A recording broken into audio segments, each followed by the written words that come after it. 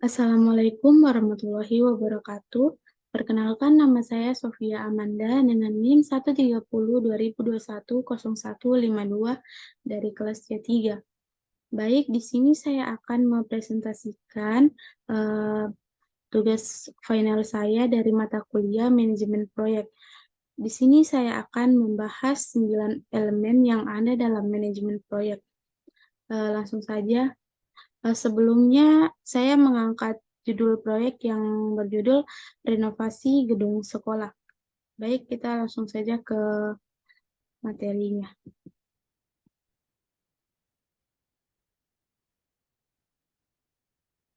Baik, di sini yang pertama ada Project Scope Management atau manajemen ruang lingkup. Eh, yang pertama ada tujuan. Tujuan dari proyek ini yaitu memperbaiki kondisi 3 lantai gedung sekolah yang lama dan rusak, sehingga memenuhi standar keamanan, kenyamanan, dan fungsionalitas. Kemudian ruang lingkupnya yaitu pembongkaran dan penggantian atap yang bocor dan rusak, perbaikan dinding retak dan lembab, penggantian lantai yang usang dan tidak rata, pengecatan ulang seluruh gedung, pembaruan jaringan listrik dan plumbing, renovasi toilet dan kamar mandi, dan yang terakhir penambahan fasilitas seperti taman bermain dan lapangan olahraga. Kemudian yang ketiga yaitu ada kriteria penerimaan yang meliputi bangunan bebas dari kebocoran, retak, dan kerusakan lainnya. Lantai rata dan nyaman untuk digunakan, listrik dan plumbing berfungsi dengan baik, fasilitas baru berfungsi dan aman, semua pekerjaan selesai sesuai dengan standar mutu kode bangunan. Kita lanjut ke slide berikutnya, ada Project Time Management atau manajemen waktu. Di sini proyek ini membutuhkan jangka waktu selama 6 bulan. Jadi di sini ada bulan pertama sampai bulan ke-6. Bulan pertama yaitu kita akan membahas analisis kebutuhan, perencanaan, penganggaran, dan pengadaan bahan. Kemudian untuk bulan kedua, kita akan melakukan pembongkaran dan pembersihan. Kemudian bulan ketiga, kita akan melakukan perbaikan struktur dan pemasangan atap. Bulan keempat, yaitu pekerjaan finishing seperti pengecatan dan pemasangan lantai. Bulan kelima, kita akan melakukan instalasi listrik dan plumbing. Dan bulan keenam, kita akan melakukan pembersihan akhir, inspeksi, dan penyerahan proyek. Next. Kemudian di sini ada project cost management, yaitu manajemen biaya. Jadi, anggaran proyek yang telah ditentukan dalam proyek renovasi gedung sekolah ini yaitu sebesar 500 juta dengan estimasi biaya sebagai berikut, yaitu yang pertama pembongkaran dan pembersihan, biayanya sebanyak 50 juta. Kemudian perbaikan struktur dan atap membutuhkan biaya sebanyak 150 juta. Kemudian finishing membutuhkan biaya 100 juta. Kemudian instalasi listrik dan plumbing sebanyak 500 juta. Dan kemudian fasilitas sebanyak 100 juta. Dan yang terakhir kontingensi sebanyak 50 juta. Jadi ini adalah biaya yang telah ditentukan untuk dalam proyek renovasi gedung sekolah ini. Jadi kita lanjut. Kemudian ada Project Human Resource Management atau manajemen sumber daya. Jadi kebutuhan sumber daya di sini yaitu project manager, kemudian ada arsitek atau konsultan, kemudian ada tenaga kerja bangunan seperti tukang dan buruh. Yang keempat ini ada tenaga ahli listrik dan plumbing. Yang kelima ada tim pengadaan. Dan yang terakhir yaitu tenaga kebersihan. Kemudian kita lanjut lagi.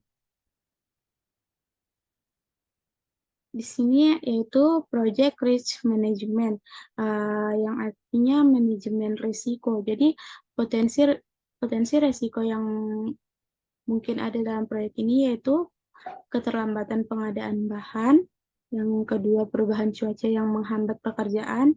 Yang ketiga, kecelakaan kerja. Yang keempat, kenaikan harga bahan bangunan. Dan yang terakhir, penemuan masalah struktur yang tidak terduga.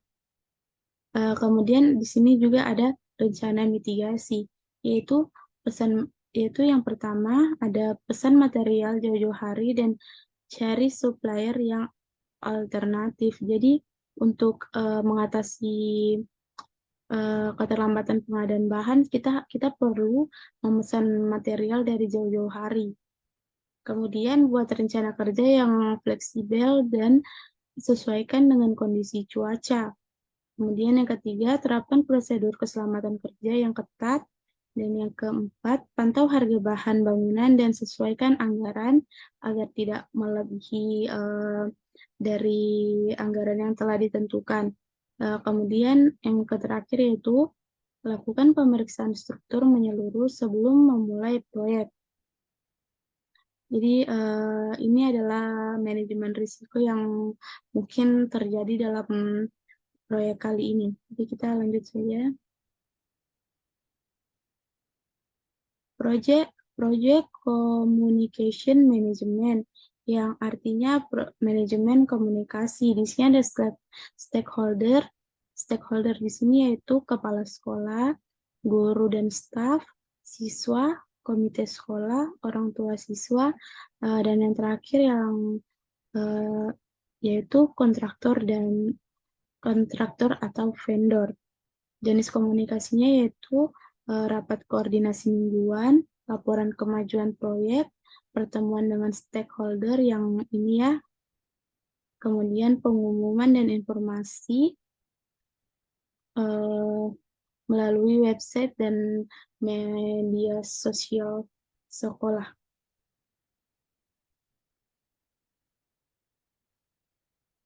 Kemudian di sini ada project quality management, yaitu manajemen pengadaan. Maaf. Di sini ada project quality management, yaitu manajemen kualitas. Jadi standar kualitas yang dibutuhkan dalam proyek kali ini yaitu semua pekerjaan harus sesuai dengan kode bangunan dan standar mutu yang berlaku. Kemudian bahan bangunan yang digunakan harus berkualitas baik. Kemudian pekerjaan harus dilakukan dengan rapi dan teliti, dan yang terakhir pelaksanaan proyek harus memperhatikan aspek keselamatan dan lingkungan. Jadi di sini kita harus memperhatikan standar-standar kualitas yang telah ditentukan agar proyek kali ini dapat berjalan dengan baik dan tentunya bisa dengan waktu yang telah ditentukan. Kemudian yaitu di sini ada project procurement, yaitu manajemen pengadaan. Itu project procurement management, yaitu manajemen pengadaan.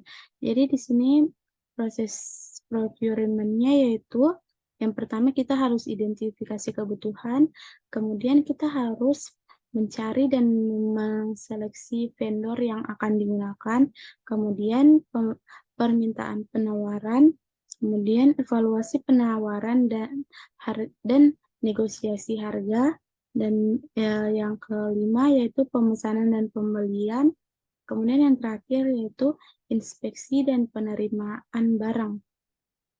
Next. Project Integration Management, yang artinya manajemen integrasi. Jadi pada manajemen integrasi ini meliputi beberapa yang harus diperhatikan, yaitu memastikan semua elemen manajemen proyek dikoordinasikan dan terintegrasi dengan baik untuk mencapai tujuan proyek secara efektif dan efisien. Kemudian mengidentifikasi dan menyelesaikan masalah yang muncul secara tepat waktu. Yang ketiga, melakukan evaluasi dan pengendalian proyek secara berkala. Yang keempat, mengelola perubahan yang terjadi selama proyek berlangsung.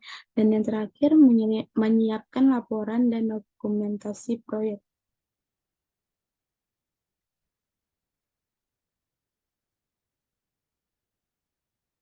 Baik, jadi mungkin itu saja yang dapat saya sampaikan materi kali ini untuk tugas final manajemen proyek, dan kurang dan lebihnya mohon dimaafkan.